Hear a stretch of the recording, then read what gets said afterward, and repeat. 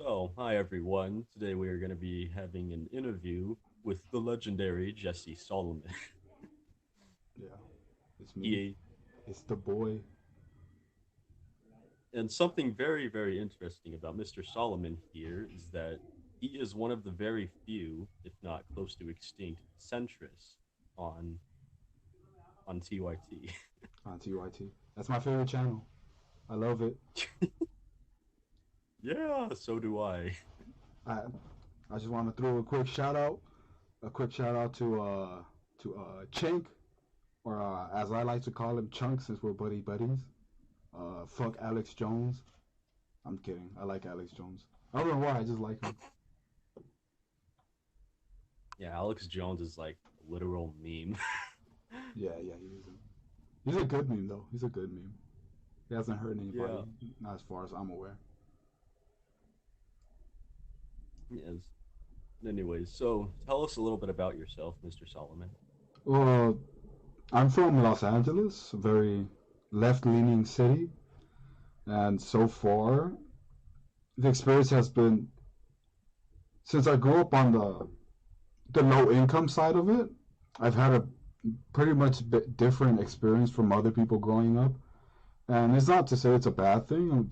To most people, the average person, it seems like a bad thing, like not going out when the sun has just gone down because you're scared of gangs or something. But I don't know. It kind of, after living a bit in college and everything, and noticing different environments, like personally, on a personal level, I would rather have that kind of fear and in the unknown rather than just a regular sort of blissful ignorance to the reality of the situation, depending on your environment. So I would say I'm a person that was built by struggle, but chooses to live by it. Wow. Yeah, I mean, I could say that I grew up in a pretty decent household. I have two parents, and I'm we're a little religious, I guess, and I had multiple brothers and sisters, and I grew up in Montana when I was young. I lived there since 2013 because we moved down to Boise, Idaho, because my dad got a different job, but he failed at that, so we moved back to Montana, And and what's we Montana moved. like? Oh, it's pretty mountainous and it's pretty cold year round. Oh wait, I take that back. It's cold from like October to April. Like summer is really nice there because it's not too hot most of the time. Yeah, because winter for us here in Los Angeles is like 50 degrees, 60 degrees. So it's And rain. yeah, we get rain like maybe like a week out of the whole year, maybe a month at our best year. But it's not like Yeah, it's a bad thing. but yeah.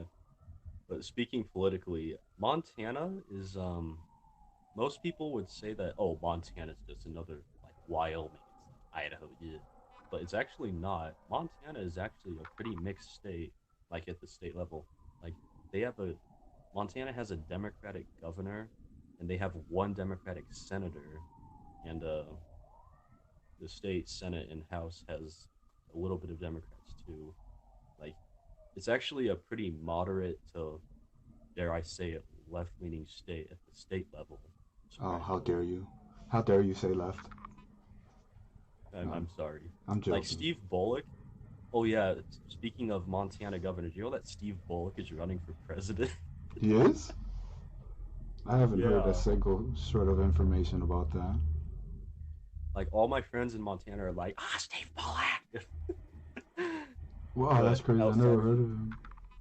outside of Montana, no one knows who he is, and he's probably gonna drop out in like a week or two. I Yeah. have no idea why he's still running. Yeah, even He's looking at trying the so. candidates, it seems kind of jam packed already. Because you have Bernie Sanders, who is the darling amongst the young people. So how dare I Dude, say? And then you have it's basically a 3 or 4 person race right now. Everyone else should just drop out. yeah. Include and dare I say it, Yang should drop out too. I don't Still think kind Yang of in should drop charge. out. He's my boy. He's Yang Gang, the Yang Gang gangbanger. But yeah, I agree with you. Everyone else should just drop it. There should be like a mercy rule where if wait, I don't know. I don't think I should say this because it may seem kind of messed up because I like how in baseball or in high school sports there's a thing called the mercy rule where if once you go past a certain point, like a certain score, then they just end the game because it's like clearly like a one-sided affair. It's borderline abuse. They should have that type of thing for the political parties. That's just my personal opinion. Ooh, that'd be So interesting. yeah, so you wouldn't have people like Christine Gillibrand or someone like that where they're just there to be there. Because when we look at it, the only people that are of interest on the Democratic side are Bernie Sanders, Elizabeth Warren, Joe Biden, but Joe Biden's he's going out really soon, especially considering the trend that has been going on, where it seems like as more time goes on, the less popular Joe Biden becomes. And other than that, you have people like Andrew Yang, which aren't taken seriously. I feel like his existence in the political race is just more of like a meme type of thing. Like I think you said it yesterday when we were talking in the chat where you said it was kind of like a meme. I agree. I agree with that sentiment of Yang, and I'd say it's pretty much the same for the other people. Yeah. Here, wait a minute. I need to respond to something quick. Let me just.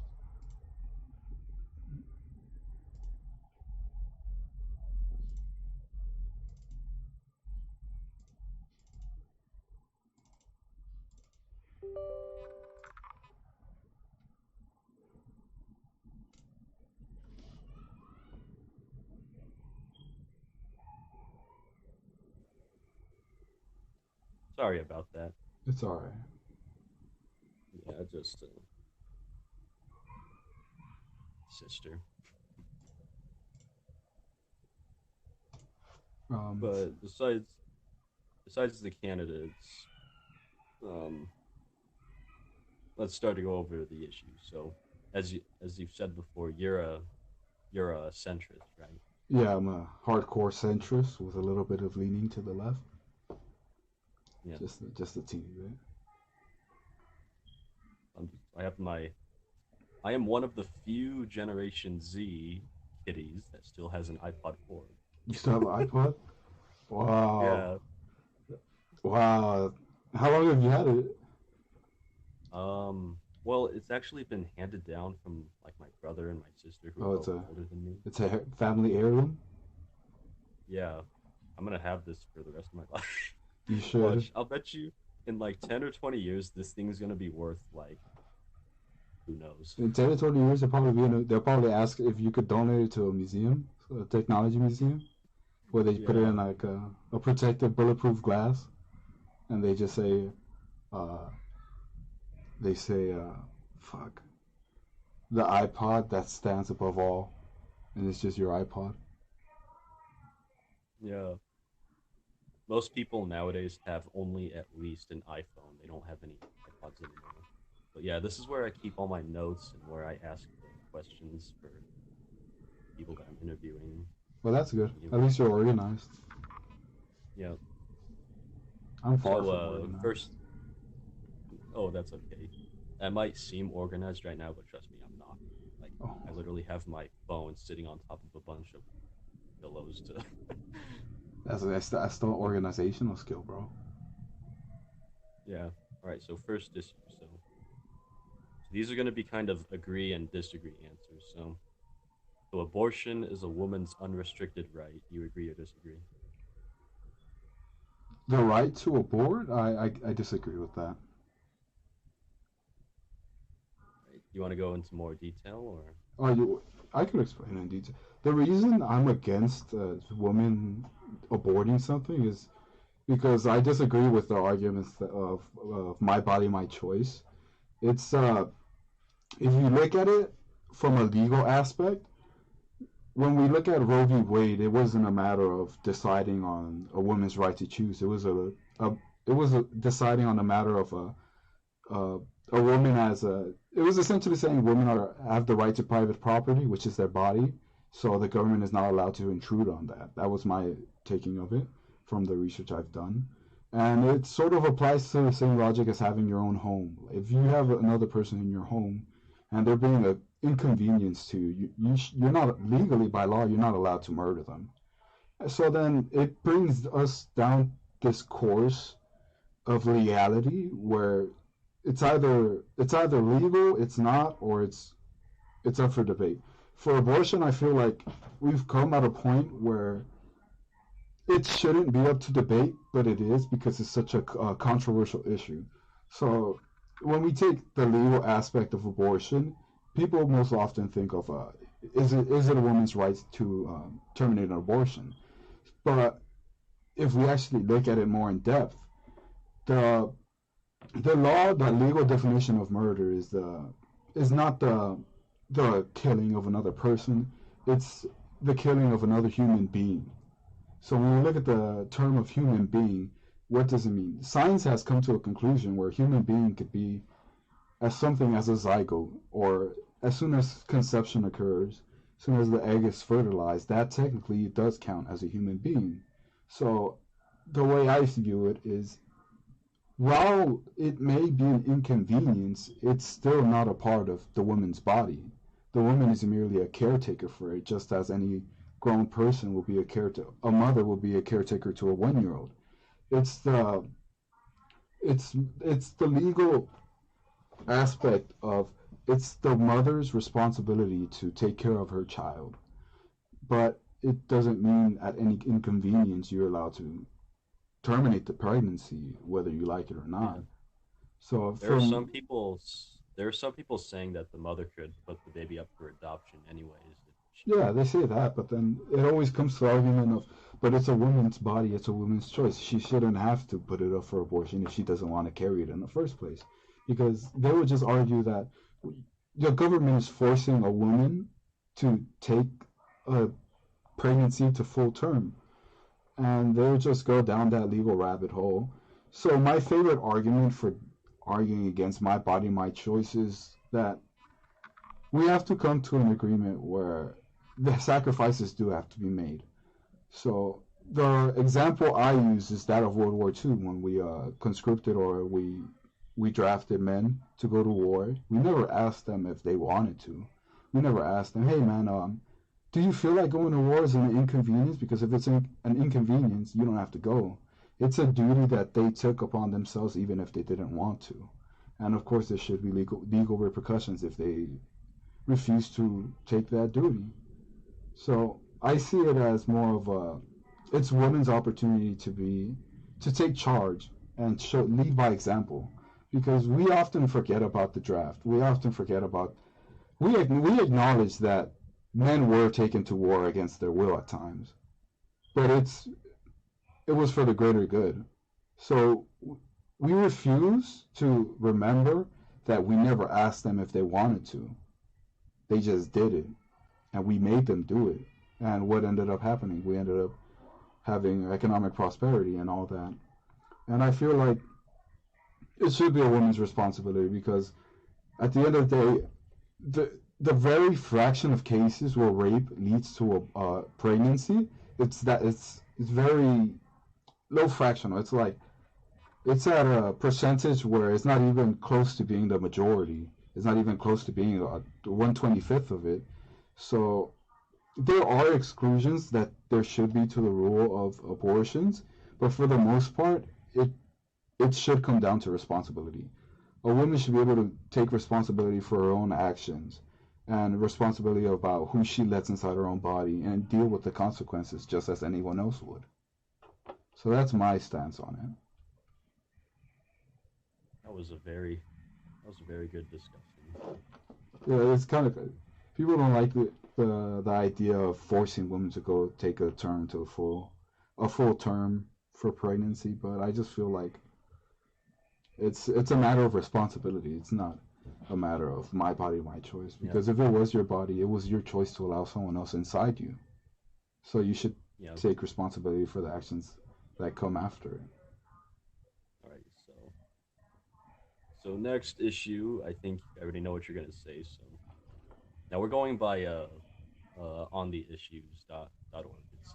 It's called Vote Match or whatever. So the next issue apparently is require hiring more women and minorities. This is for like businesses or stuff, big business, whatever.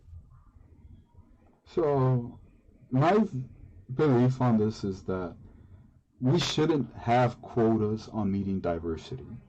So I feel like we should have a baseline of there shouldn't be discrimination regardless of race, sex, gender, fucking sexual preference, what or artistic preference, whatever. There shouldn't be discrimination of any sorts. But then we also shouldn't force people to discriminate against other. We shouldn't force a business to discriminate against certain types of people. So that's my belief in it, where we shouldn't have quotas on diversity. We should just allow the market to take care of itself. Yep. So next issue, are you comfortable with same-sex marriage? Yeah. No, I have to disagree with that because I'm comfortable with homosexuals and transgenders and all that. The thing I'm not comfortable with is the idea of marriage because I feel like that's such a shit deal to me, in personal opinion. I'm for pro, I'm for homosexual relationships and all that, but I'm against marriages. That's one of my nitpickings. I just don't like marriages. I don't believe we should have legal unions like that. All right. So next issue, do you favor keeping God in the public sphere? Well, from you may be aware that I view myself as secular in practice. So no, I don't. I don't think God should be in the public sphere in terms of governments, and all that. But people should be allowed to practice freedom of religion at their own cost. Yep. Agreed. So essentially, Okay, the so next, separation of church and state. That's what I believe in.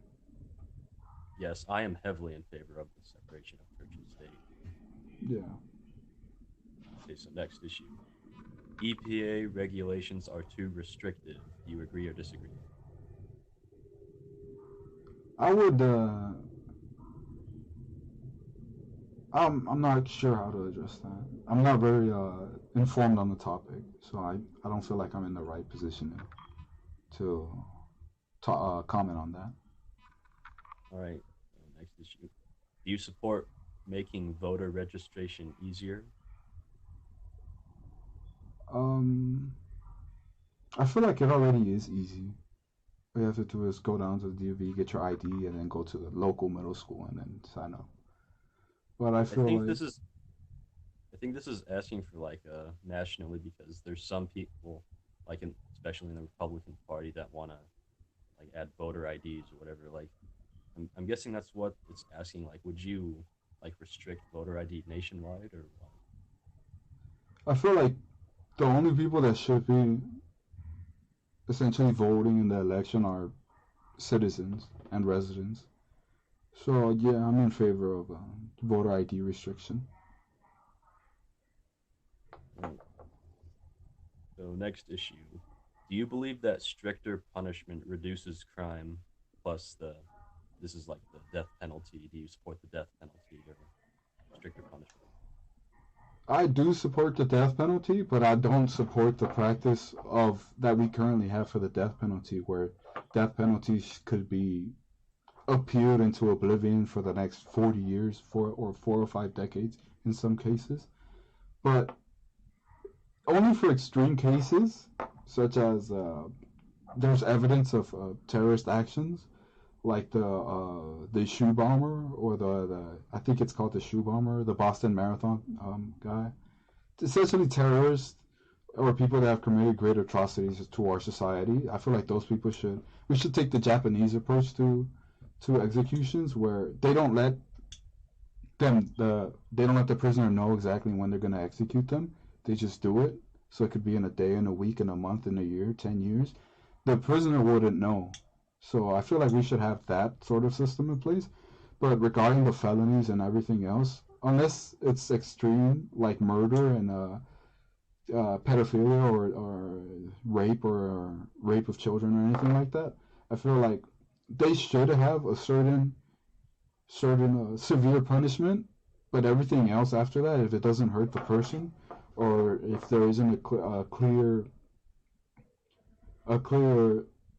sort of if it isn't clear that someone is getting hurt, they shouldn't be facing the severe punishments that they have now. So in a sense, I'm for the death penalty only when it makes sense. All right. So next issue. Do you believe in absolute right to gun ownership? Like, are you pro NRA or pro gun? Well, the way I view that is, I I have a strong respect for what the founding fathers did and the country that was created for us. Whenever I get into arguments online, I use the argument that we didn't create this country, we merely adopted it. We're living in it while someone else created it. And sure, those persons, they obviously they weren't fully educated as they would be if they were born now, but we should respect the vision they had, where they wanted this system of government where, well, it has checks and balances and all that. It's a democratic republic. That's the system they wanted, and I feel like we should respect those principles. And among those principles, we should be respecting the Bill of Rights. So I feel like, yes, in a sort of tradition, we should keep that, right.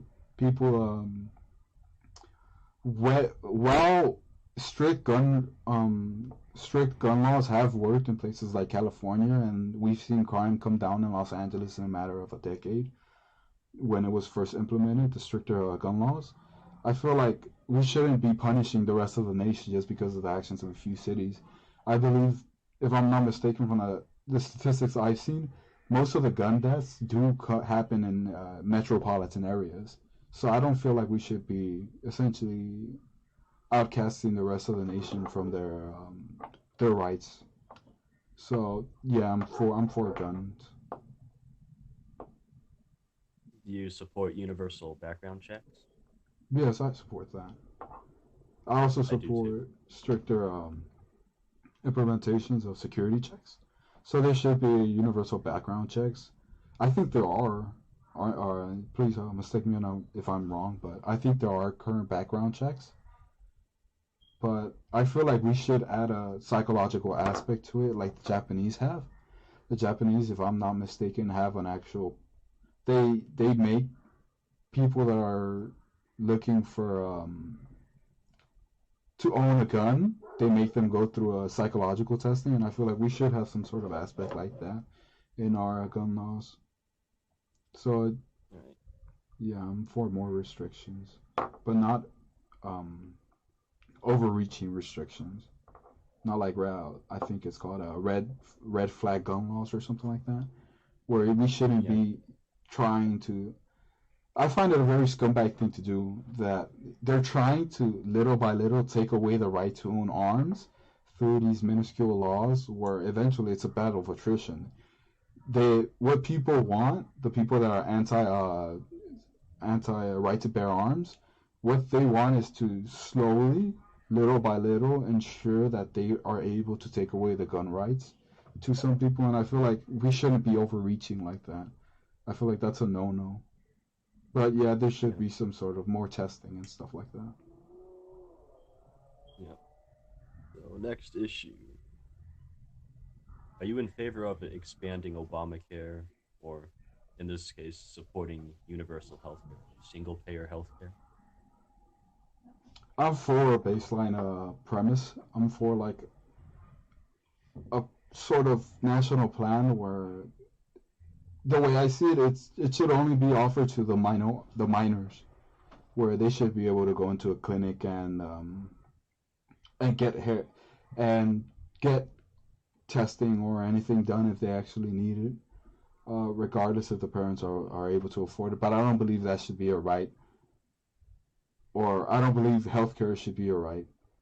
Essentially, I don't believe healthcare should be a right, but I believe people should have the opportunity to be able to get healthcare. So essentially, I guess what I'm saying is, I'm for a national healthcare plan, but only for minors. I feel like as soon as you hit the age of 18, 18 and up, I feel like you should be able to take up your own responsibility in your own healthcare.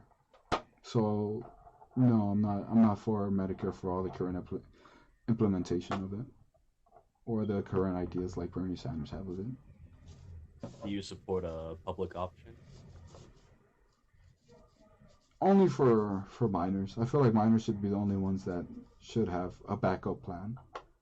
So this again goes down to my upbringing. My upbringing was pretty much, it was basically taking responsibility, but to the extreme. So growing up, I would be playing with my friends on the street, and our parents, some parents may not have been there because they may have been working. And since it's a metropolitan area, there are cars, there are drunk drivers, and essentially the basic understanding was it's up to the child to grow up fast and learn quick. But I feel like minors shouldn't be going through that, but they should also have at least some form of responsibility, and that should be offered through education. But for the most part, minors should be protected, and disabled. The minors and disabled should be protected. But everyone else that's able-bodied and well aware of their situation, they should take the responsibility onto themselves to go out and find themselves a private health plan or something like that. All right. So next issue: vouchers for school choice. That plus, do you support more charter schools? Vouchers for the school. I've heard some arguments where they believe the schools would actually become better. Essentially, a school at the end of the day, it's a business. It's a public schools are a publicly funded business where they take state allocations, they take local allocations, and they try to improve their schools in order to make it more welcoming to students and help to promote students succeeding and everything. But for the most part, I feel like education itself is not a very hard thing to handle. I feel like with the resources we have now, we're more than able to to actually change the way curriculums are and everything. But if students want to be able to go to a private school or a charter school, uh, people aren't gonna like this, but I feel like that's something they might have to sacrifice even at that age. And I wouldn't say it's a bad thing. I would say it helps build character depending on the environment of how the child is raised. So in public education, what we have now is we have this babying aspect of it. So in Los Angeles, it's a very popular left-leaning city, No.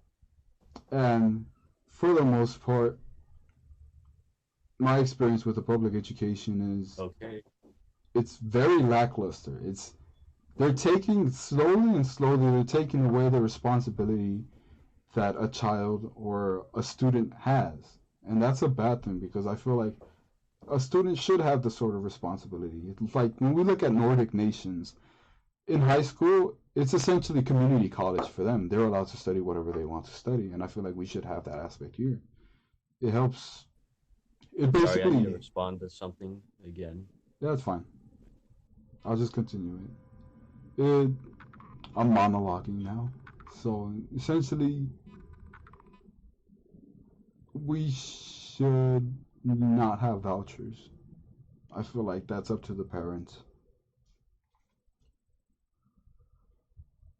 Alright, guys, so quick story time. I got a virus. It's called the Segurazo virus, I think. And it's basically self replicating. And malwarebytes and Avast shit the bed and in it installing itself. So I'm gonna have to reset my fucking computer, which sucks. Feels bad. But hey, man, you learn. I learned not to download things I shouldn't have downloaded from the internet. Am I ashamed of it? Should I know better? Yeah, I thought I knew better. I thought I could trust in the antiviruses, but it turns out I can't. They shit the bed extremely, and now I have to go through the inconvenience of making sure the backups aren't corrupted. Feels And bad. I'm back Hey, once how's it again. going? I was monologuing. I was doing a quick story time about the virus I got.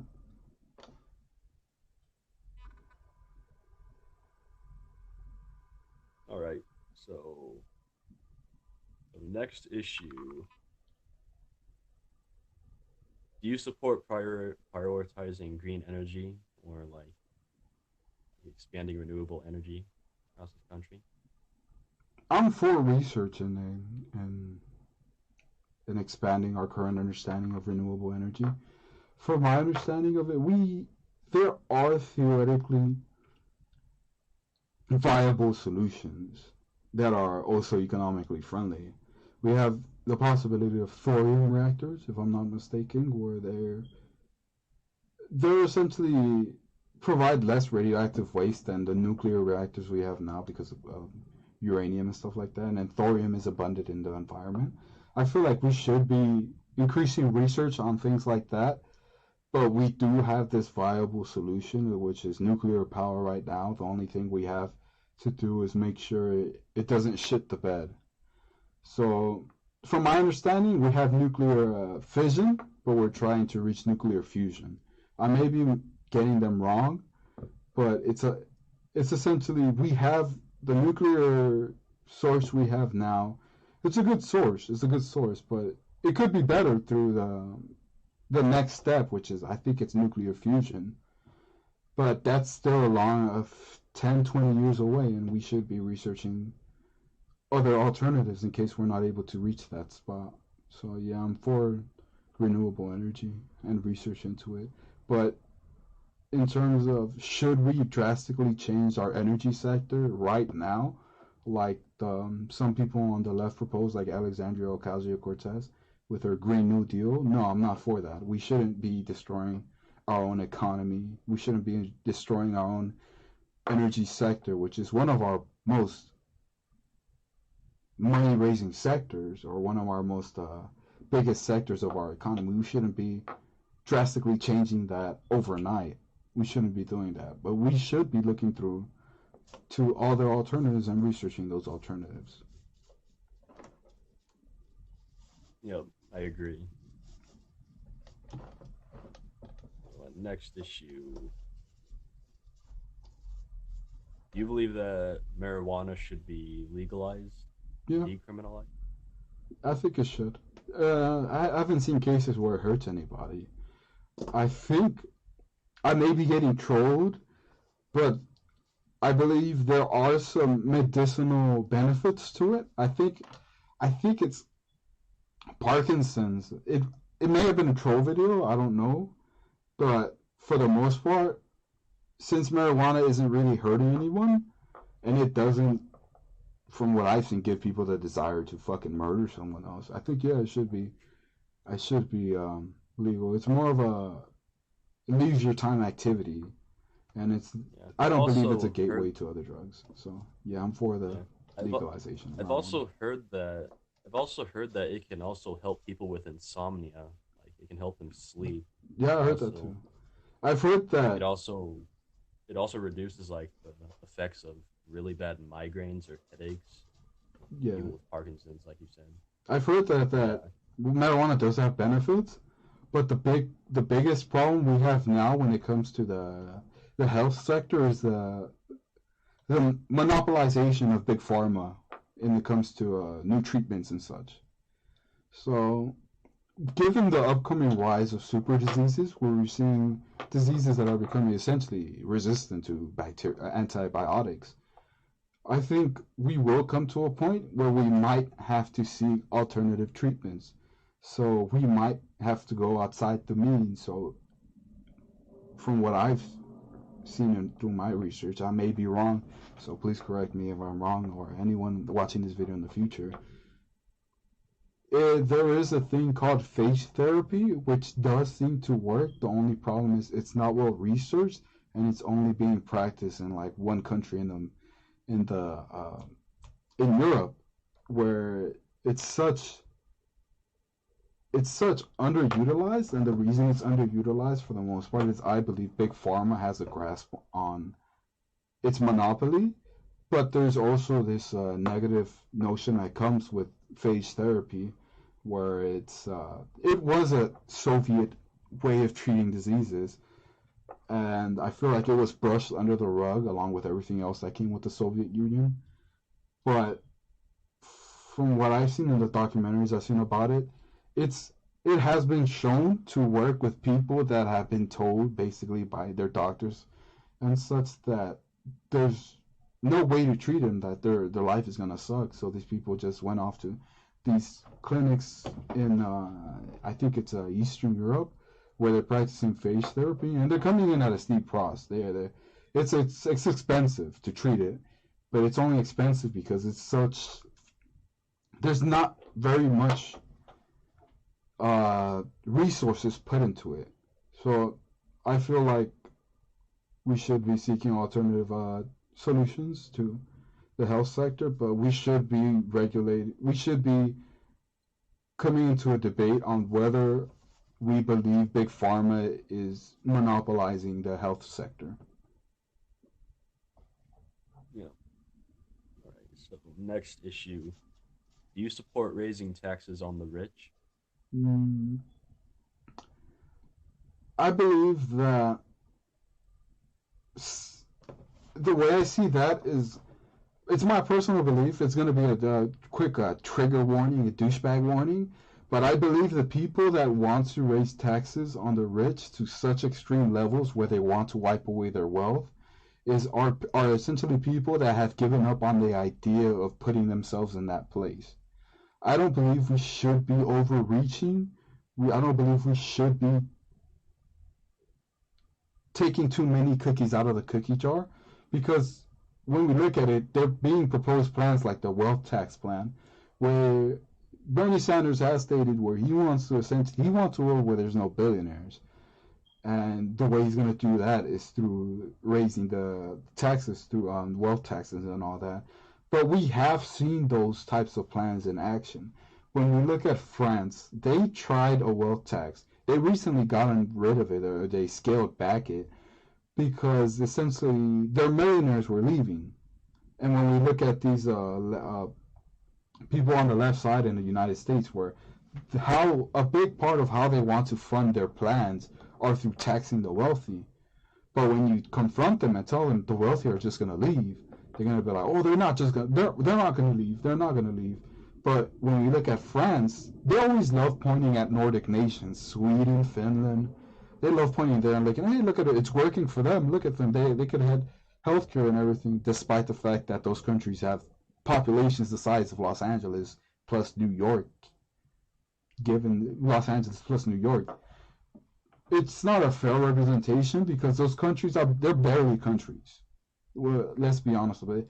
They're glorified city-states. When we look at France, it's a pretty developed nation. It has a good chunk of population in it. And when they tried the wealth tax, when they tried putting more taxes on the wealthy, it backfired on them. The wealthy began leaving in droves and they never came back. And we would see something like that in the United States. I believe that if these people got their way, if there are wealth tax plans that do overreach, they will leave and they won't come back because they're wealthy enough not to come back. So I'm against putting taxes on wealth, but I'm not against estate taxes. So like if someone rich dies, I'm not against taxing their estate. I'm not against that, but I'm against trying to go about these ways where you want to evaporate someone's wealth immediately and while they're still alive. I feel like they earned that. They earned their wealth. They should be able to at least keep it, regardless of how they got it. They earned it. It's theirs. The reason we love capitalism so much is because it's a responsible system. You earn your keep. It's essentially whatever you get, it's yours. Good job. I don't feel like we should be taking out that factor when it comes to addressing the wealthy in this country. So no, I'm not. I'm against wealth taxes and stuff like that that are overreaching, but I don't believe that there should be these sort of loopholes where they allow the wealth to be dumped after they like essentially pass away. So I'm against inheritance essentially, but I'm not against I'm against inheritance, but I'm also against um, implementing tax systems where you try to take someone's wealth away from them while they're still alive and while they earned it.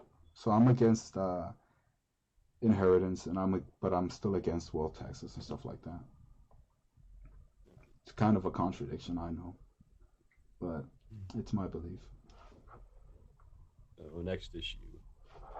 Do you support a pathway to citizenship for illegal immigrants? Or do you support DACA? Or... I if someone's an illegal immigrant, my father came to this country illegally at first, but it didn't take long for him to get his citizenship. I think it took him like a year. Whereas my mother came to this country illegally, so I do feel like I have some sort of say in this argument. But this goes back to a principle that I hold dear is that of responsibility. I feel like we should take responsibility, and illegal immigrants that come, they should take responsibility in that they're well aware of what they did was illegal. They're well aware of what they did was a crime. I don't think they should be benefiting from that crime. I feel like if they want to come, they should come legally.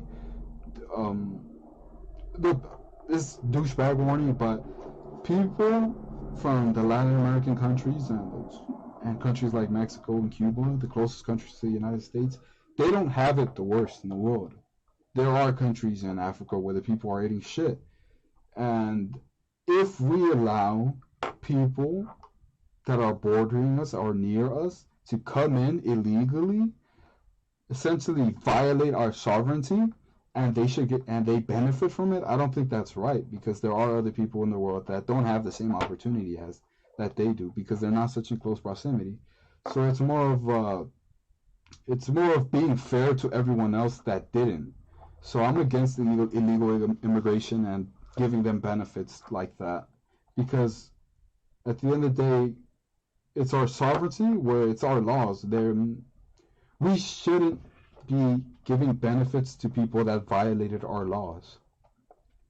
So I'm against pathways to citizenships. When it comes to dreamers, I feel for them. I went to school with these dreamers. Essentially, they're Americans like you and I. They were raised like Americans like us. The only thing is they don't have that Social Security card we have. And I feel like part of me says, my brain is telling me it doesn't matter, they're illegal. If they want to blame anyone, it's their parents.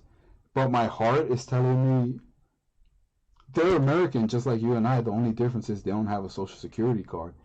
And my heart is telling me to believe that we should cut off a certain point of DACA kids where we should come to a stop. Like, we should come to a point where we're like, from this point and on, if you didn't meet this deadline, I'm sorry to tell you this, but you're out of luck.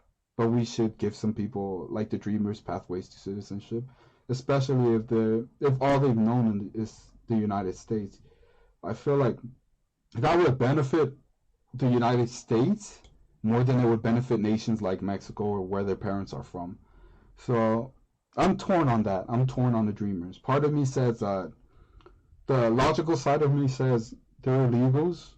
You have to be cutthroat. You have to be merciless when it comes to addressing issues. But the other side of me is more understanding of their situation. Is more sympathetic. So illegal immigrants, giving the regular illegal immigrants that cross the border benefits, I'm against that. Dreamers, I'm not quite so sure about that issue. That's a complicated issue for me.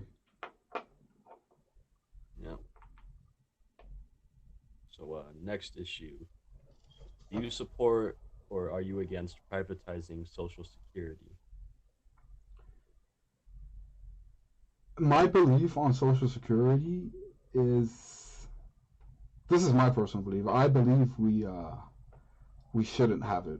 I feel like when it comes to the elderly, it should be their family's responsibility to take care of them. And I understand there are situations in which the elderly have no other options.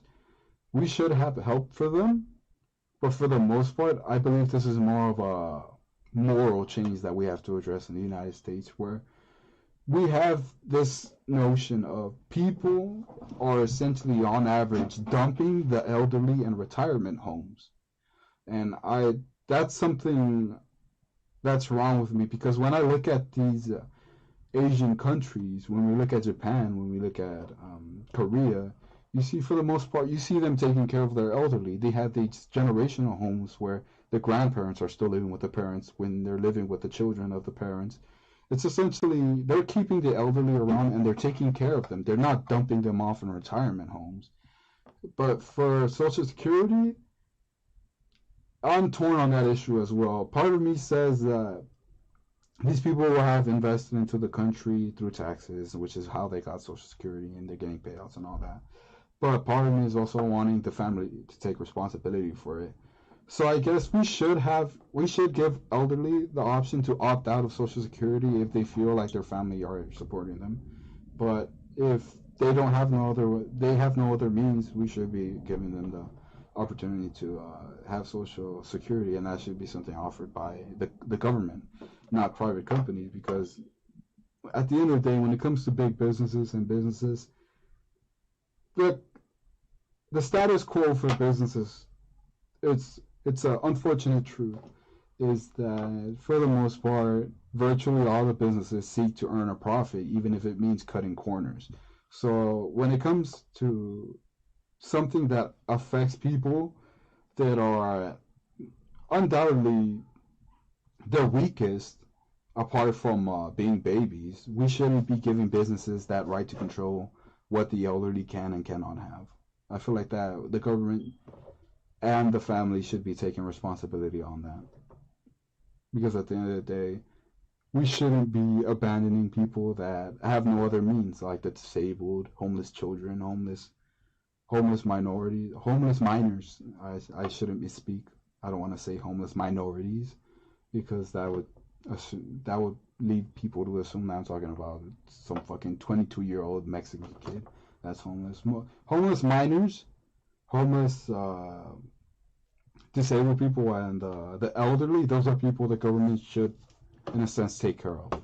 But everyone else could go fuck themselves. They're old enough and they're able-bodied.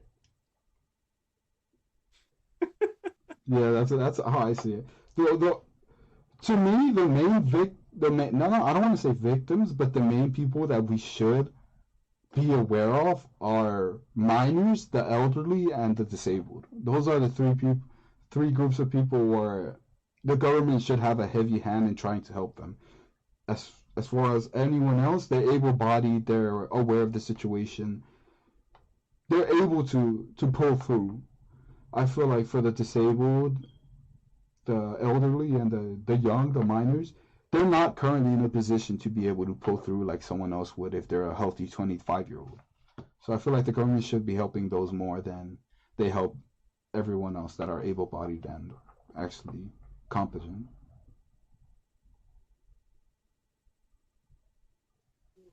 So, next issue. Do you support free trade and expanding it? I this is people aren't gonna like this, but I would rather have free trade amongst our bordering states. So you know how the Europe has the European Union? I feel like of course we had NAFTA and stuff like that, but I feel like the United States should come to an agreement with Canada and Mexico where we establish a union between states, sort of a North American union where we rely more on our bordering states than we rely on countries like China to produce goods for us that are cheap. And I feel like the United States should be trying their best to, in a sense, bring everything back to the United States. So we should be trying to reform how we produce, how we manufacture, how we everything, all that. We should be trying to change that to whereas we're not as reliant on countries like China, India, Vietnam, places for production because when you look at it, they don't have minimum wage laws. China, it's well known that they abuse their children. That's where the whole idea of child sweatshops came from. Those Asian countries like China, Vietnam, Cambodia. We shouldn't be United States, American businesses shouldn't be relying on China and those other nations to produce goods at a low cost for us. We should be trying to essentially come up with our own European Union that's only going to benefit the United States and our bordering states. Sort of like Europe has theirs with the bordering European states. I feel like we should have essentially basically free trade with Canada and Mexico and those countries, but it calls to the isolationist in me where I want everything just to be encapsulated in the United States. And I know that won't happen. But we should be trying to get our resources as close to us at the same time while also exporting far away from us. But then the isolationist in me is telling me, no, just keep everything United States. So I'm torn between that. I feel like we should have free trade, but only with our bordering nations.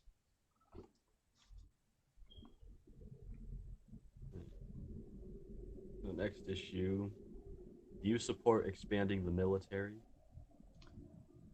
I don't support expanding it, but I do support rehabilitating it.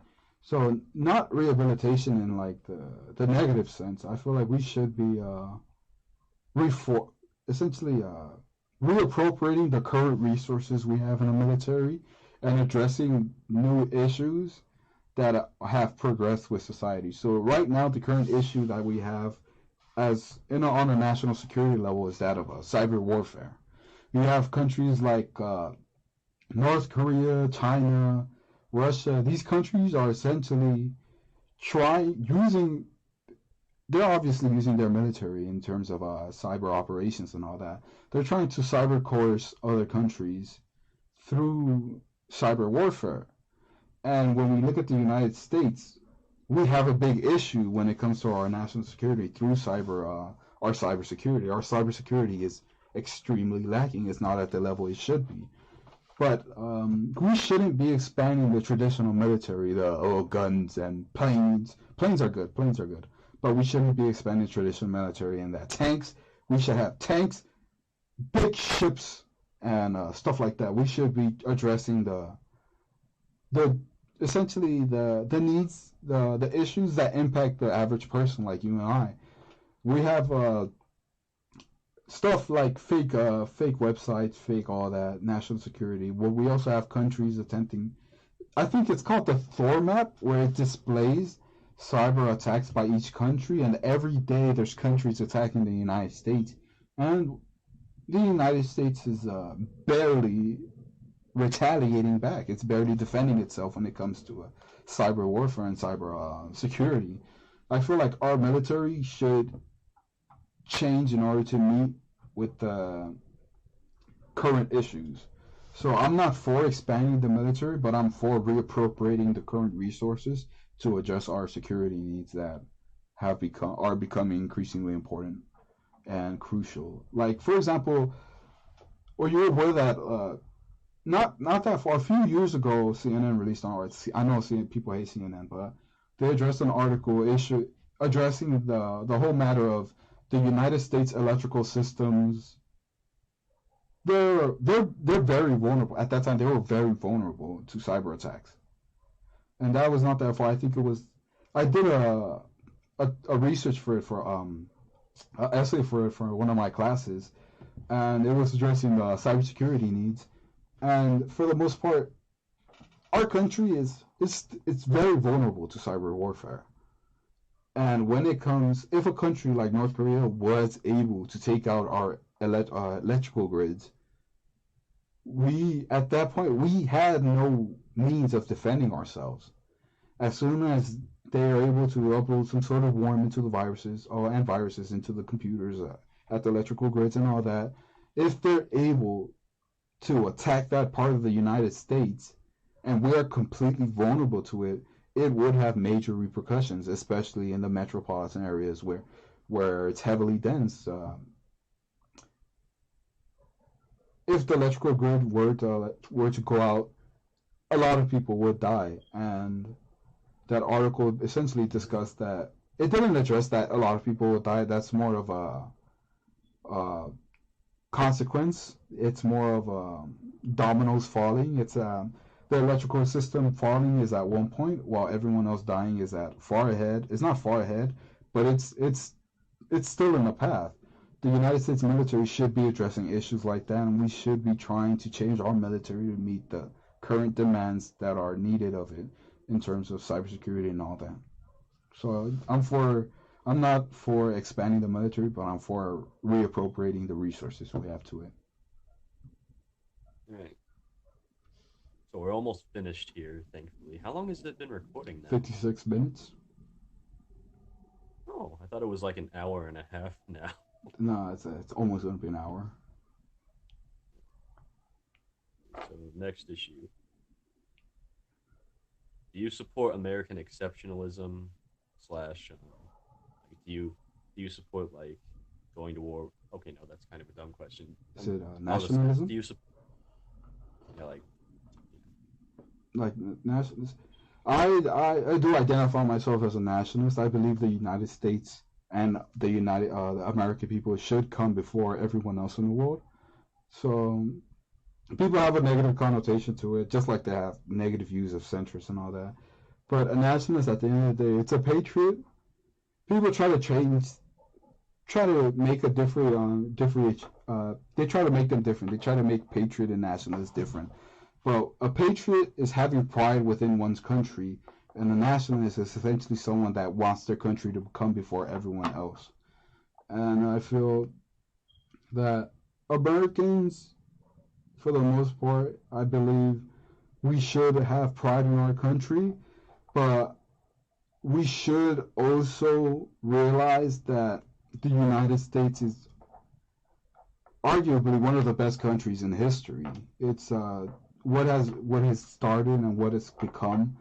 We should have pride in that, but we should also address issues that impact Americans the most. So if it comes in terms of if we have to shaft another country, if we have to cut ties with China and such as that, we should be able to cut ties with that because we should be believing in the United States. We should believe that the United States and the American people should come before everyone else in the world. So it's more of it's a dog-eat-dog world, and I believe that Americans should be focusing on our own dogs, or the American people, first and foremost, before we start thinking about children in Africa and all that.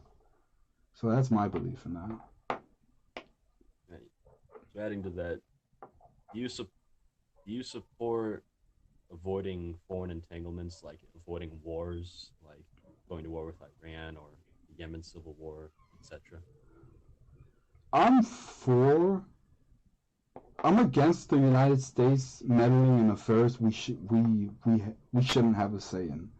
So there are some cases where I believe the United States should get involved, but only if we realize that what's happening elsewhere in the world is going to impact us severely. So I feel like the United States should be addressing issues on more of a how it would affect us basis rather than just getting into it. So like when we look at the current situation, it's a good example is what we currently have with Turkey invading Syria.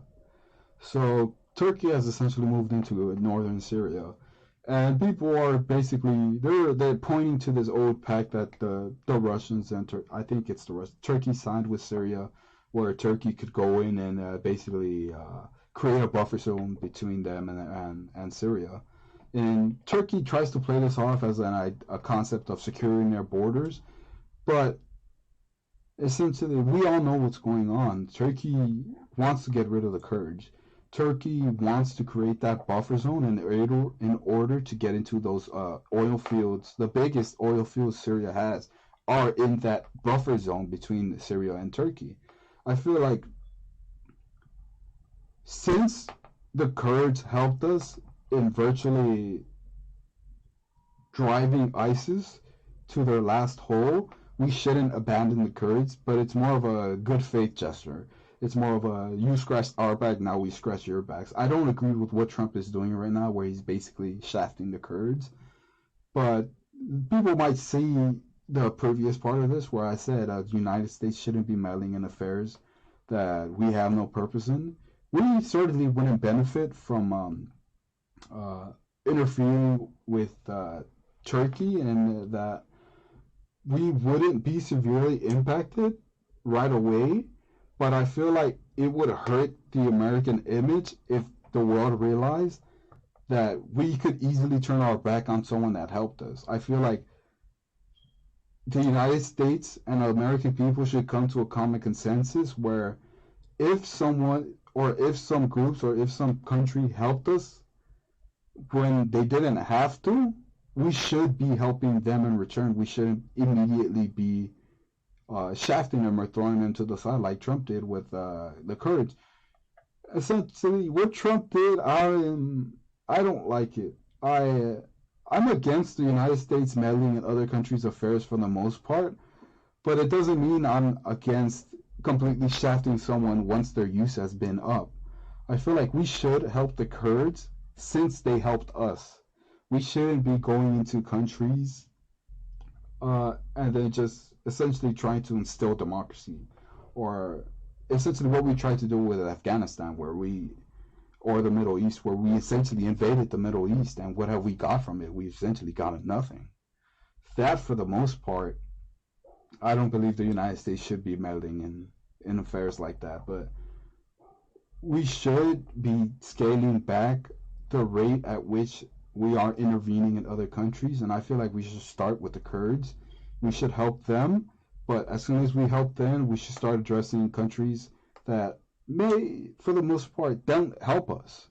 We shouldn't be providing aid to countries that don't benefit us, but we should start helping the Kurds, and that should be it. After that, we should begin this new image of a dog-eat-dog world where if you scratch our back, we'll scratch yours. But we should also be addressing, we shouldn't be allowing random people to scratch our own backs and then automatically giving them something in return. It should only be, for the most part, I think it's, the United States should address the issue on what would benefit the United States the most. So help the Kurds. After that, fuck the world. If they really need us, if like in World War II, we had the Nazis and we intervened right at the last second. When we looked at the land lease agreements and all that, not the land lease agreements, when we look at how the United States tried to help England in that we sold arms to them, even though we said, oh, we're essentially, we're out of this, we did try to help them, and that at that point it may not have seemed warranted, but once the Nazis were beginning to invade the surrounding areas, and they were having pretty major progression, the United States should be addressing issues like that. But I feel like that's such a rarity. I feel like the only next time we'll see a new Nazi Germany or a Third Reich would be if slowly and little, if China and Russia decided to essentially begin conquering the lands closest to them, the United States should address that issue. But for the most part, that's the only case in which I believe the United States should be getting involved. Everyone else could go fuck themselves. That's my belief. So it's more like the Avengers threat. Like if there's an Avengers level threat, that's when I believe the United States should come into play. But for the most part, leave it to fucking Iron Fist or whatever the fucking Devil, what the fuck, Daredevil and all those people. Leave it to them. Only when it comes to Avengers level threats, like the Nazis or China and Russia teaming up to take over, to essentially conquer countries, that's when I feel like the United States should get involved. But everything else, we shouldn't be getting involved. Well, that's the end of the overall political discussion. Now we can have a few minutes of like small talk. Now, I wanted to talk about this a little bit. When we added each other on Discord, we started talking about like the progressive voice and TYT Yeah, and stuff, and progressive ways. the freaking progressive voice. I hate him Well, so much. I don't know. I made videos discussing the progressive voice where I said I shouldn't be hating people based on their political beliefs, but something about him just rubs me the wrong way. I just can't help not liking him. Doesn't mean I wouldn't like share. I doesn't mean I wouldn't hang out with him, but something about his politics just makes it sort of makes me worry of him. It's sort of I something about something I don't know what it is about him, but I think it's the smugness and the arrogance that comes with people like him and people like Kyle Kalinske, of course. Those people just rub me the wrong way. I don't want to hate them on their politics alone, but that attitude of them just makes me hate them. That's what I hate about the progressive. That and plus their fucking their ideas are flawed. When you look at Kyle Kalinske, he's so fucking arrogant that it's just like they constantly say Kyle Kalinske and the progressive voice say constantly so oh Republicans they're always talking about how lefties are afraid to debate but they never debate us, and for the most part they target the biggest conservative voice because they say Republican but they at the end of the day they just attack conservatives, which they're attacking basically a fraction of what the whole thing is. But they attack people like Steven Crowder, Ben Shapiro, and they refuse to essentially go after other Republican voices, other voices on the right. Like Kyle Kalinske, take him for example, he's always like, oh, they never want to debate us because they would know what happens if we'll debate us. We'll destroy them with facts and logic. And I just don't like them because the only reason I believe people like Steven Crowder and Ben Shapiro aren't addressing Kyle Kalinske and the progressive voice are basically because I don't believe they're well aware of them. I don't believe they're aware that Kyle Kalinske actually exists. Like Ben Shapiro. I would love to see Ben Shapiro argue with Kyle Kalinske. I would think it would be, depending on the issue, one could win and the other could win. Ben Shapiro's biggest limiting factor is his religion. Kyle Kalinski's big limiting factor is his sorry about that. Kyle Kalinski's biggest limiting factor is his own arrogance. So take Medicare for all. What was Shapiro's? What was Shapiro's? Your mic cut out when you said Shapiro's. Shapiro's biggest limiting factor, which I believe stop him from becoming great, is his religion. When you look at his podcast and all that, or his news show and all that, his religion plays a major part in his politics. He says it doesn't, but it very clearly does. And Kyle Kalinski's limiting factor is his arrogance. And I would love to see them debate it, but it's just something about people on the left that rub me the wrong way. Well, not everyone on the left, but people like Kyle Kalinske and the progressive voice. Something about them rubs me the wrong way, where they're like, they have these arrogance about them where they believe they possess all the wisdom and knowledge in the world. They believe, oh, we could be like these Nordic countries, and we could be like them because we're not that different. They're just like us, except when we compare the countries, they have 10 million and we have over 350 million. It's a very big fucking difference, but they always want to cherry pick these countries. It's this disingenuousness about them where they debate. I don't want to say they debate on bad faith like I have evidence, but it's more of a feeling. I feel like they debate on bad faith because they always compare the United States to again, this what rubs me the wrong way about them. I believe it's a theory that the nationalist in me hates them because they essentially hate the United States the way the United States currently is.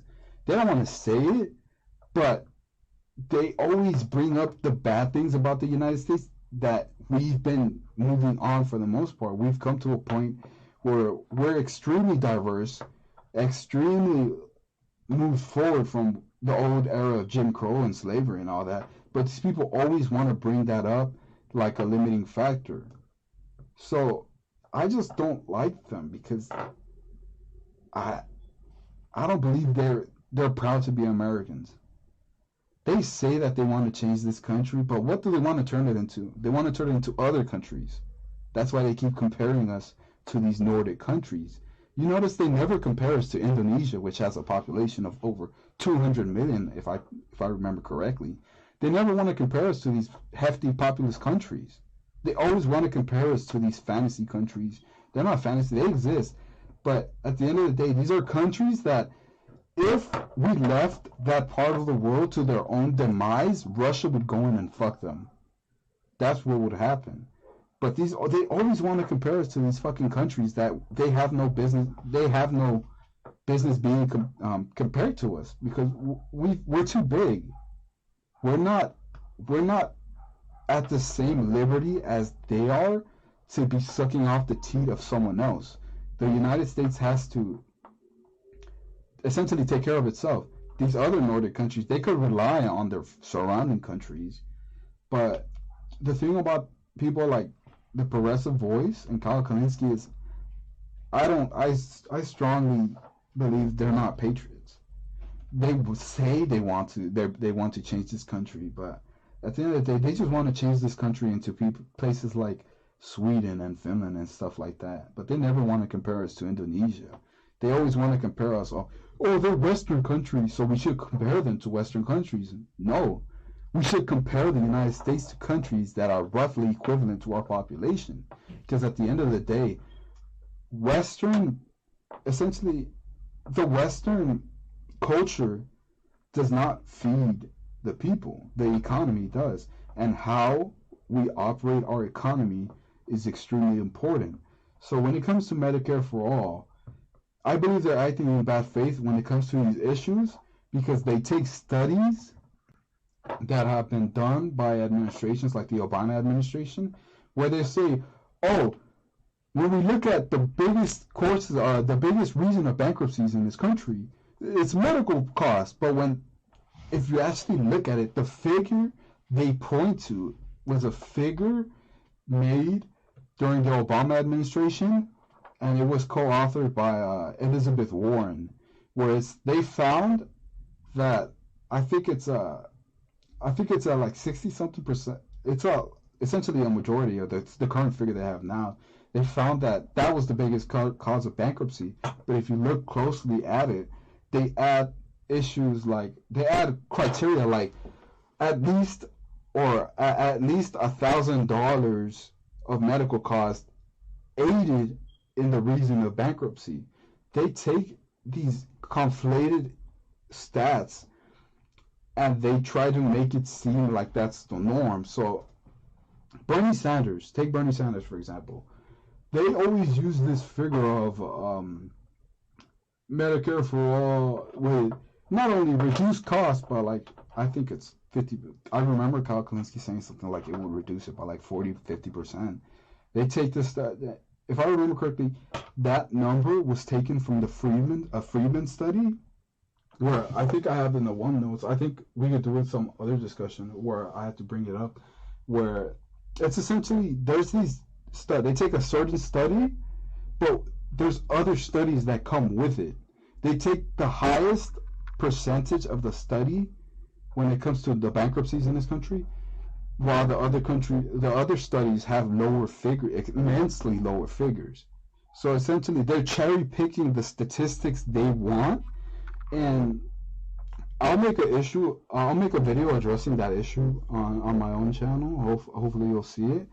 I just need to reassess my notes, but from what I've seen, they're being disingenuous in the statistics. It's either they're acting in bad faith or they just don't know because they haven't looked into it. So when we look at Medicare for all, one of the common things that comes in Medicare for all in the argument is that Medicare for all would be cheaper, but what they take is that it would be cheaper. Okay, how would it be cheaper? It would essentially raise taxes.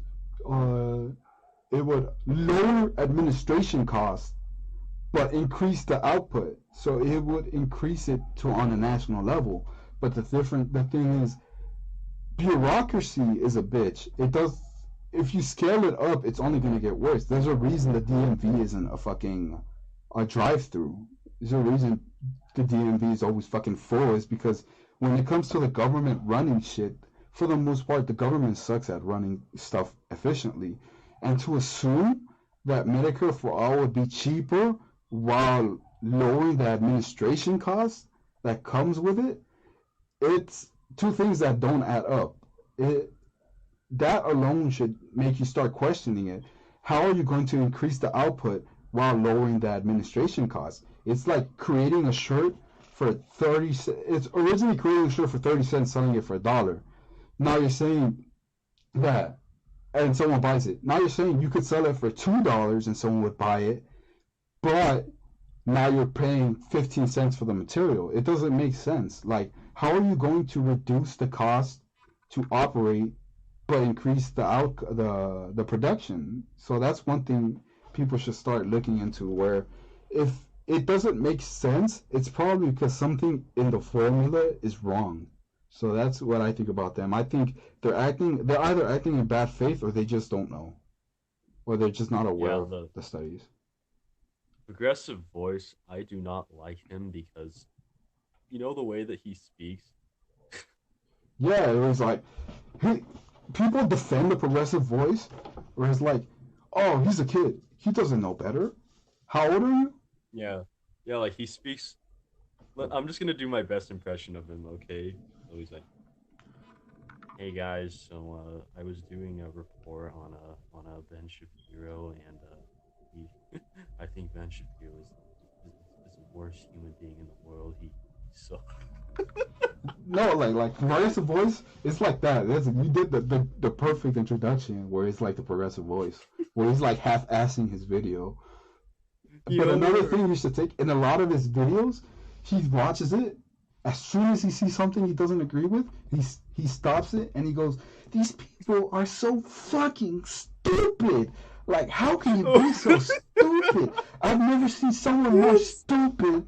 Like, they're just so ignorant." It's like shit like that, where he's acting like a little shit, and then people defend him, talking about, oh, he's only I think he's only 19. He's still young. Like, bitch, I'm 20, and I don't constantly go around saying other people are stupid. When I like, if I watch a video and I see someone that clearly is ignorant to what they're fucking talking about, I'm not gonna be, hey man, you fucking stupid. I've never met anyone as stupid as you in my life. I'm not gonna be. I'm gonna be like, hey, are you sure?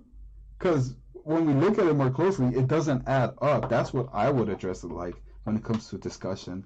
But dude, that they would is rather, it's like they're on the same level as Sam Cedar when it comes to discussing views they don't like. Sam Cedar, a common theme in his videos, is instead of providing a rebuttal, he just mocks them. If you look at his just pause a second segments, he pauses it, and him and his stupid ass crew always do these played out jokes where they make fun of the voices, they make fun of the people, they make mock voices. They do that instead of offering a real rebuttal and like sort of evidence. They have a fucking crew. They could easily provide evidence. They're not a solo. They're not soloing it, but they rather mock them than provide an accurate rebuttal with evidence. And then as soon as they finish that, they just move on to the next thing. They don't address it. They just make fun of it and they move on to the next thing. And that's a common thing among people like that. The progressive voice, man, something about it just rubs me the wrong way. He seems like a cool dude I would hang out with, as long as he doesn't open his fucking mouth about politics, because yep. he I seems agree. extremely toxic when it comes to politics. If you could see it from his video, the whole, they're so fucking stupid. I've never seen anyone this stupid in my life. Dude, you are 1,000% correct. Every That's what he single does. I almost see all his videos. I hate yes, it. almost every single video of him, like that he makes of like right wing commentators, he always says these people are so stupid. Yeah, these people are so fucking stupid. I can't believe That they're is the that best stupid. impression. He always does that. And then what makes me worse, the thing I hate the most in this world about douchebags like me, because I'm willing to admit I'm a douchebag. I admit it. I hate people that are douchebags like me. But the main people I hate more than douchebags are the fucking apologetics. These people that try to excuse the behavior of a douchebag. Like when people try to excuse the behavior of Sahil, I think that's his name, or the progressive voice, they always say, Yeah, Sahil Habibi. That's his yeah, full name, Sahil is it? Habibi. Because I think Yeah, Habibi means Sahil. love in Arabic or something like that. But they always try to excuse him. They're all like, "Oh, he's just a kid. He just turned 20. He just turned 19. He's still young." For someone as young as him to be addressing issues like that, like it's like they fucking came across Jesus and now they're all amazed that Jesus has come back. It's like no, like he's 19. I know 16-year-olds that are more fucking smarter than him when it comes to discussion. I know fucking 15-year-olds that have a better respect for opposing views than people like him.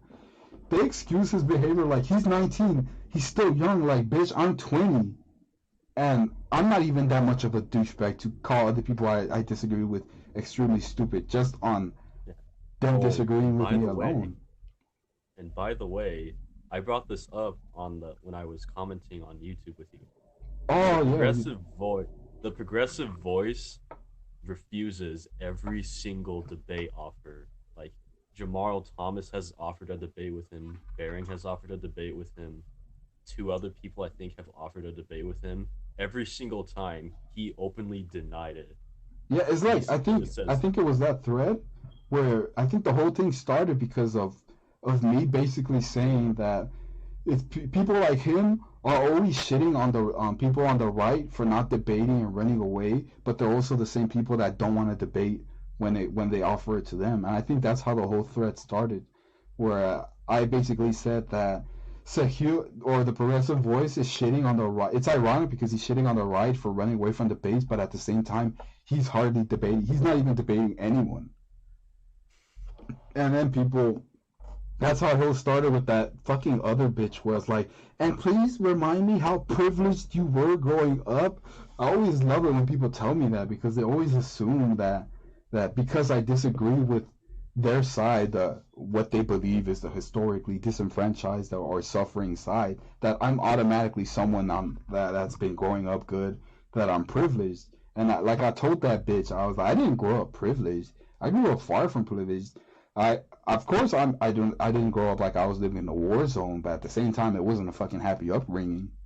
But just because someone is young doesn't mean they should be closed. They shouldn't have this safe space away from criticism. I think in that thread I said something around the likes of the moment you become a political commentator, regardless of age, you're always open for criticism. Like just because he's young, the moment you carry yourself like a political commentator, you should be open to the same criticism that you give others. It's like an eye for an eye, where if you're criticizing someone for something and you don't do the same thing, you're a douchebag. It's more of a do as I say, not as I do thing. So people like Progressive Voice, he runs away from debates. That's facts. They always claim that people are scared to debate them because people like Ben Shapiro and Steven Crowder don't debate them, which is stupid because I'm pretty sure they're not even aware they exist. But these are the same. They're hypocrites. That's what they are. They're not willing to discuss their ideas in an open debate. Kyle Kalinske, for the most part, I see that. I think he is. People, and guess I have an experience with Progressive Voice. He was live streaming. He's so freaking weird. He live streams he he live streams him playing like these games online while talking about politics. He was live streaming once. He was reacting to the impeachment inquiry or something. I commented, you know how the live chats are, like yeah, moves up and down. I commented, and he somehow managed to see it. I asked him, "Hey, would you like to have a political discussion in the near future?" Sahil, uh, at the Progressive Voice. And you know what he said? What? He immediately said, "No, who the f are you? F off, you're stupid." And then he's the same fucking douchebag And that then guess what happened after that? he blocked you. Another guy, yes, he even blocked me from the chat because Wow. he saw that my name had the word Republican in it, and he must have assumed that. And what And about the other another guy? thing, I saw that there was another guy that asked him, "Hey, would you like to have a discussion?" And he had like this really weird username. It wasn't political at all. And guess what? The progress the progressive voice said, "Oh yeah, I'd be open to it." It's the thing about it's it's very ironic hearing him tell you who the fuck are you, fuck off, because he's also the same douchebag that shits on Ben Shapiro for his whole was it Neil, fuck, the BBC guy, Andrew Neil, I think, where Ben Yeah, Shapiro Andrew was Neil. like, I'm popular, people don't even know who you are. He's the same douchebag that shits on Ben Shapiro for that, but then he has the audacity to fucking do the same thing fucking Ben did. It's not, it's more of a, I honestly believe he doesn't research his own shit.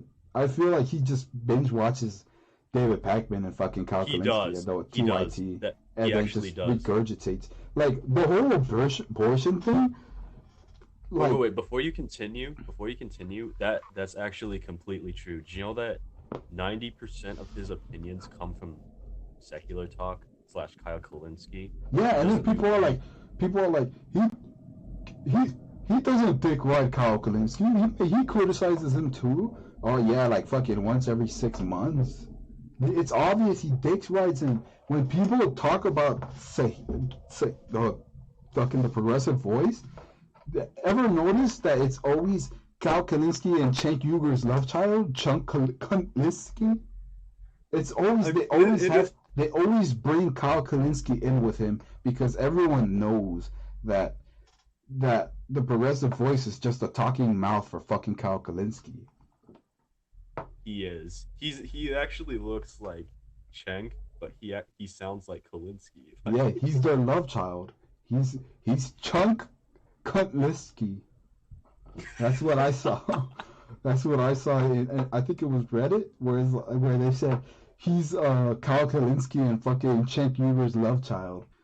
The the thing about TYT is the only thing about I like about TYT is Anna Kasparian. That's the only thing I like about TYT. People are like, oh, she has a hook nose. She's fucking. She had cosmetic surgery. She's stupid. I'm like, yeah, again, but at the end of the day, I still want to fuck her. Like, she's she's someone, regardless of your political stand. If if you had the choice to fuck her, I'm pretty sure every guy would. That's straight facts, homeboy. She's a sexual object to me. That's what she is. I ignore whatever the Okay. fuck she says, and then I just see her for her body. Okay, so before we go on to more sexual crap, let's just wrap up the discussion here. So I'll just say it was a really nice discussion with you, Well, Mr. thank you. Solomon. I really enjoyed it.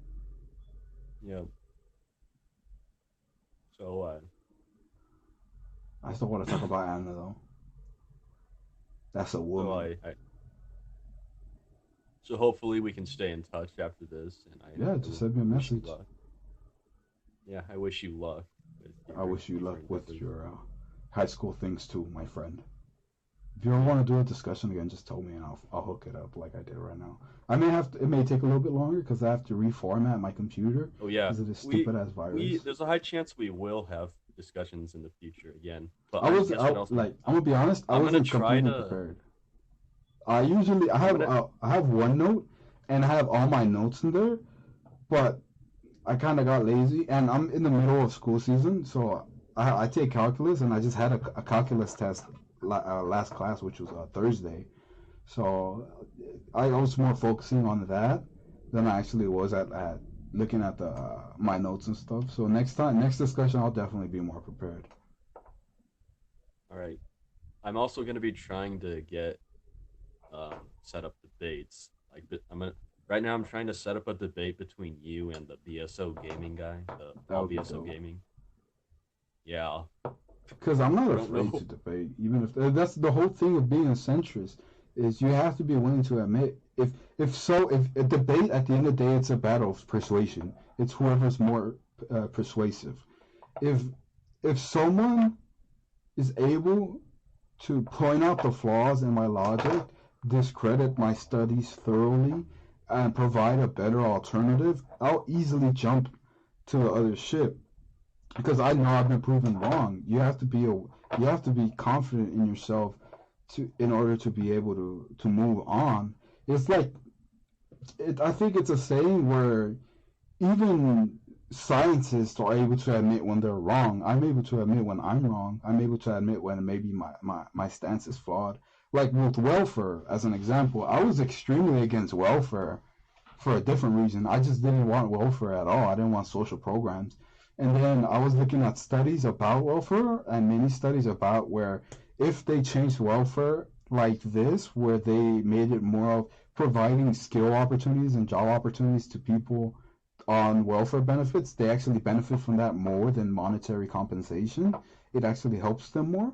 And then as soon as I saw those studies, I was like, hey, welfare seems dope. Maybe the welfare queens aren't representative of it all. But then after looking at it more closely, it turns out we give away nearly $100 billion in fucking fraudulent welfare payments a year, which is mind numbing because that's $100 billion. It's just it's not like if it was 10 million, it would be negligible because the United States is has a fucking GDP of like 22 trillion and shit like that. But 100 billion research fucking I think the cost to put a man on the moon was like at least 5 billion, I think, if I remember correctly. But the amount we're giving in fraudulent payments is if something doesn't change, then scrap the whole system because we could do something better with that money. Like $100 billion, like what the fuck? That could fund so many researches. That could help so many. Imagine what $100 billion would do if we created public housing where we built apartment buildings. That's another thing about me is people. I'm more of a centrist where I have radical views for the most part that balance each other out.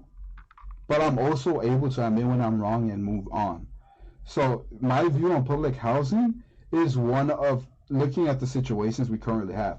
When we look at places like Los Angeles, New York, San Francisco, the biggest issue we are addressing or plaguing these places are that of it's too expensive to live there. When we look at San Francisco, you have Silicon Valley. What's happening around Silicon Valley? Chinese companies are buying up the fucking houses, essentially driving up the prices to millions of dollars. I don't know how the fuck we got to a point where a foreign company or a foreign person is allowed to buy and hold property in the United States without living here. I don't know how the fuck we got to that point.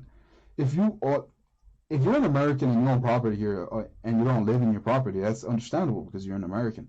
But if you're a fucking Chinese company, you buy a few houses for millions of pop and you can afford it because you're getting spoon fed by the Chinese government and you're raking up the property value prices and you're increasing your revenue through rent exploitation and you're not even staying in the country. How is that even allowed?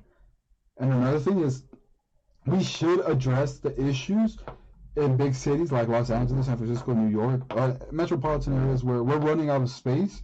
We should, instead of expanding outward only, we should be expanding outward, but at the same time building up vertically. We should. Our in Los Angeles and California, we have standards when it comes to earthquake protections, which is a reason why our skyscrapers don't fucking fall over anytime there's an earthquake. Where they make buildings stronger in protection for earthquakes. If we just do that for a regular apartment building and slowly but surely build up the public housing, we should be able to afford creating these temporary living places for people in order to essentially assess the current issues plaguing those cities in terms of rent exploitation, and then address those issues, fix those issues, and give people the opportunity to move out. Those are some of the issues I think we should address. But with $100 billion, you could easily do that. It's just buying a fucking Yeah. skyscraper. It's just buying a build. Even a skyscraper or a big ass hotel costs like $10 billion to make, and that's like at least like 1,000, 2,000 rooms.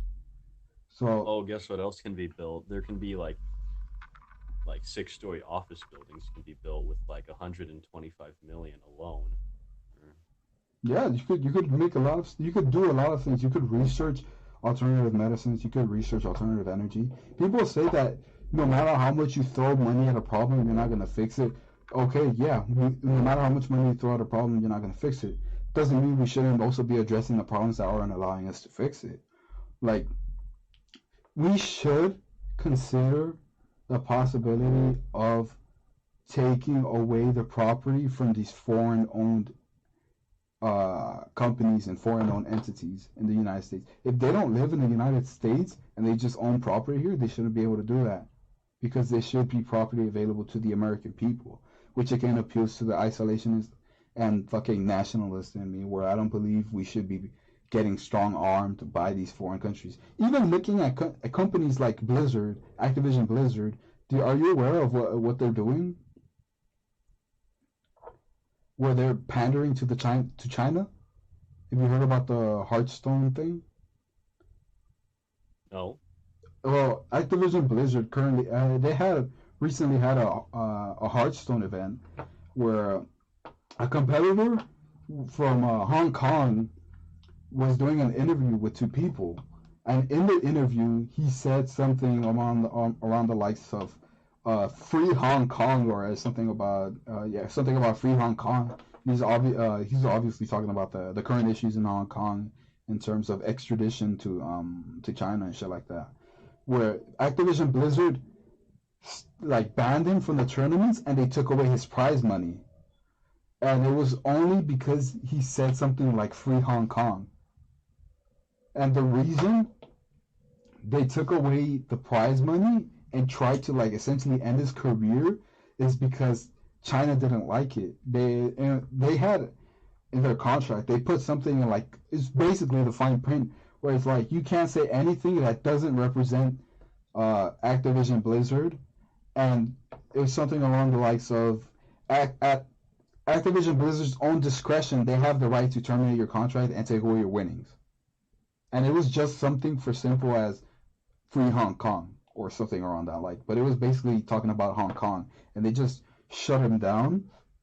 And they bent the knee to China because they're pandering to China. They're pandering. They want that China monies, and that's disgusting to me. I don't believe the U.S. businesses should be fucking bending over backwards for China. Let alone Yeah. they're fucking China stealing our intellectual property. That's another fucking debate where the United States is doing Yeah. basically nothing That's to address that's for the. another discussion. Like, Yeah, the so United States is basically doing nothing in terms of repercussion to China. But then again, China owns a lot of the U.S. debt, which is I don't know how we got to that fucking place to begin with as well. So we should that's be for addressing issues like big issues like China. People, we shouldn't be allowing U.S. companies to bend over backwards for countries that are not essentially on the same frequency as the United States. That's how I would put it. well, I agree, and that was a really good discussion. Well, I have it. I have like 30 seconds left, so we have to end it here. All right then. It was nice. I'll It I'll was nice upload. speaking with you. It was nice speaking with you too. I'll just upload the video on YouTube. I'll send you a link once it's finished processing, or and then you could just download it from YouTube itself. Do you know how to Yeah, do that? yeah. You could download I it do in it all like the time. yeah, you could do it. You could download it in like 720p if you want. It's 1080p 60 FPS, but you could also download it in like 720p because they have different settings. So All right. I'll send you the link, and then all you have to do is just download it and then just re-upload it. The way I've recorded it is that I recorded it just on your video camera alone. So it's you up front and center. Is that okay with you? Yeah. So it's basically your video. Since you're the one that this was your idea, so I just decided to make you the front and center person. Yo, thanks. All right then. Well, I'll see you. I'll try. I'll see you later. I'm gonna reformat my computer. I'm gonna clean this shit because it's a stupid ass virus that won't go away. All right. I'll let you know.